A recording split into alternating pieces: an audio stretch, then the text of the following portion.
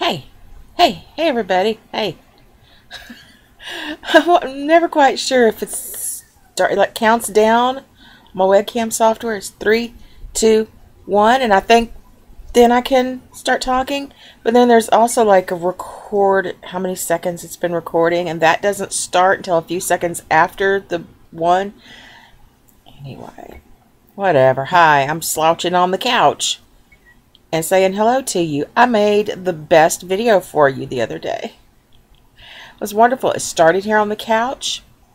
I honestly don't remember what I was talking about, but it seemed interesting at the time. And catching you up on some stuff about me and where I've been and what I've been doing. And I told you at the time I'm waiting on Falcon. He's going to come pick me up and we're going to go run an errand or some crap. And as I'm talking, he pulls up, and so I unplug the computer and pick it up and take it with me. We went outside, we got in the car with Falcon, we went down the road, went around some sharp curves, and I held the thing out the window. Anyway, it was kind of neat. Got home with it to post it, and it had no sound. I don't remember if I've talked about it here. I think I have. I know I have. Where they messed up all my media and stuff I had on my computer. They basically replaced the hard drive and didn't back anything up. Good old HP.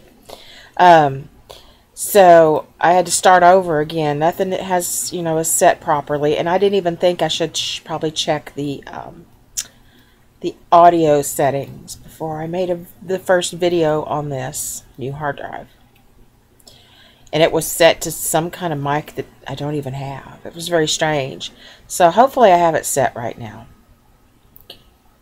No great adventures today, I'm sorry to say. I'm just kind of relaxing and resting. I had a burst of energy and got a lot of stuff done. And now I am depleted and I'm sitting. I just ate a delicious dreamsicle. It's the vanilla on the inside and orange on the outside. It was very good. And going through some little things. My mom likes to have little desk calendars at work, like the ones that are a new page for every day. And this year she's had one that's been quotes by famous women. And they're really good. And so when she's done, she'll bring me a little stack of them. I know I'm overlit. I don't know what to do about it. Anyway, she brings me a little stack once a week or so. And once every couple of weeks, I guess. It's a pretty thick stack. And I go through them and I read them. And some of them are very inspirational and nice. And some I actually pull off and save. And some I throw out. Save the ones that I like, that I think that rereading them may be inspirational to me in some way. I posted one of them on my Facebook account, but I haven't really kept up with that. Big surprise, huh? I like living. I have sometimes been wildly despairingly, acutely miserable, racked with sorrow, but through it all, I still know quite certainly that just to be alive is a grand thing. Agatha Christie. Let's see. Love yourself first and everything else falls into line. You really have to love yourself to get anything done in this world. And that was Lucille Ball. If you don't have children, the longing for them will kill you. And if you do, the worrying over them will kill you. From Bucci Imacheta. I don't know who that is. To dance confident in fringe panties when you're 5'4" with cellulite is a great thing. Drew Barrymore. I need some French panties. Fringed, not French. If you always do what interests you, at least one person is pleased. That was Katharine Hepburn. I like her outlook on life. I mean, she's a tough bird. I really liked her. Each moment in time we have it all, even when we think we don't. Melody Beattie. Be thankful for what you have. You'll end up having more. If you concentrate on what you don't have, you will never have enough. Oprah Winfrey, who has more than like anybody in the world, and so that coming from her is a little annoying, but I think it's still something to ponder, I suppose. One day I just said, what if this is just what I look like, and nothing I do changes that? So how much time would I save if I stopped taking that extra second every time I look in the mirror to call myself fat? And it turns out I save about 92 minutes a week. I can do a pottery class. I can take a pottery class, Margaret Cho. I thought that was funny. And it's little stuff like that. They're nice. So I was looking through those and have my little save pile here. I have a lot of them up on my fridge. I probably should rotate them out. Do something with them so they're not sitting around my house.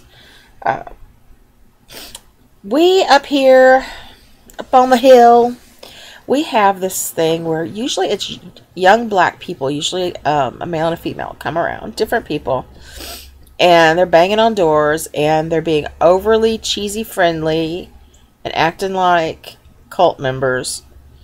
And they're usually like trying to sell magazines or some kind of youth thing, something to benefit the youth. And the first time I was like, oh, magazines, let me see. And it's like a bunch of shit I've never heard of in my life. It's a bunch of like, what? Who reads this? It's, I guess, magazines made by whatever schemy scam this is. It sends, excuse me, it sends these people out. And, you know, while I'm for supporting things, I'm kind of poor. I really can't. I can barely support myself. And it's annoying. And I get tired of it. It happens several times a year. And they don't want to just take no for an answer. They want to stand around and BS with you and try to, you know, make buddy with you. And I'm always very nice to them, but it gets under my skin. So today I'm sitting here without my glasses, but I'm kind of watching some Yahoo News and little videos, you know. And I see some guy bound up here onto my front porch and knocks on the door. Hello, he says, and I'm like, I thought it was a certain person that I kind of know through Justin, a young guy. I thought maybe it was him. Like, why is he here? What does he want? And so I said, who's there? And the guy like got his face right at the screen and looked in and said, it's me. I'm like, oh, you. And I put my glasses on. I'm like, may I help you? All this through my window. And he starts talking. I'm like, hang on. I get up and he starts out, well, ma'am, I'm going around the neighborhood today, but I'm only stopping at the houses with beautiful women. I'm only talking to pretty ladies today. I just looked at him like, come on. And he starts rambling on like, look, I said, we are broke. I said, I cannot afford to buy anything or give money to anything. I said, we're barely making it. We just now barely made our rent, like barely. And I can't do it. Well, you know, this and that, and this guy down here is in your, you know, duplex is unemployed, but he gave me $2 cash. I'm like, that's really nice of him. That's really generous. I said, my boyfriend would shoot me in the head if I started passing out money. So we are in like dire straits. Oh, well, okay, ma'am, I understand. But he kind of went on. So then it wasn't just a group benefiting youth. It was a group. Somehow he's like number one. He made me give him a high five. I opened the door enough to give him a high five.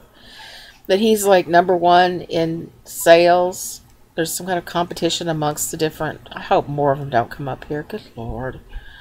And something about money going to his sick sister in the hospital. Really, who falls for that? I don't think anyone under the age of 80 is gonna fall for that or feel bad about it. And then he started something about cancer. He had cancer and he shaved all his hair off because he knew the chemo was going to make him bald. And his hair's just now growing back and it's really soft and he wanted me to feel it. And I stuck my arm out the screen door and rubbed a stranger's hair. It was very soft. It also needs to be trimmed up a little. And you know, he's trying to get my sympathy with that. I'm like, yeah, I'm a cancer survivor too. Another high five. Like, there's a lot of people that are cancer survivors. I can't give him my sympathy vote for that. It's just, you know, it's one of those things. It happens to a lot of people. And it sucks, but that doesn't mean I'm going to hand him money. He's very, very energetic. Acts like he's on some blow or something. He was all over the place. I finally wished him well. I kept telling him, well, the people in these duplexes, most of them are living paycheck to paycheck. Go out to the big houses. Here, go down the street over here. It's got lots of big houses, people with money. He's like, oh, well, I've tried that. They're not very sympathetic. They're not empathetic people at all. People that don't have as much money tend to be more empathetic. I'm like, not me. Sorry, bye. Something like that. So that was interesting, I guess. I went out today. It's beautiful. We have had a break in the, like, 100 degrees every day for months, 100 or more. And then suddenly, just like Sunday, we had a cool front, and now it is perfect. It's perfect weather. It doesn't get over 80. So far, it hasn't. And at night, it's chilly, and we just have had the house open. No more $200 electric bills, hopefully. That air conditioner is off. Totally off, 24 hours a day. It's great. Callie O'Malley has decided that her hibernation is over. She's been staying inside all summer. She's out now running around and enjoying herself again in the lovely weather. I went and cleaned off my glass table. I have a big, like, picnic table kind of thing, patio table or whatever. And the umbrella has been raised, and I got the hose up there and rag and got it all clean and lovely. Mom came over with some Schlotzsky's. I swear I need to stop eating Schlotzsky's. It's just kind of gross. I said it's kind of gross, in case you didn't hear me. And we sat out there and had a lovely lunch, even though it was Schlotzsky's. I ate half of my sandwich and drank a Coke. And it was divine. And getting some housework done, getting some stuff accomplished. I'm very pleased about that. I have a new medication that is helping me sleep. I'm sleeping really well for the first time in probably 15 years or more. Like, I wake up and feel like I've rested. It's great. So it's starting to show in my waking life, and I'm not hurting as badly, and have a little more energy. It's very nice. I dyed my hair. Actually, my friend Christy dyed my hair. And it's very pretty. You can't really see it so well in here with the lighting the way it is. Kind of a purpley reddish in the sunlight. It's dazzling.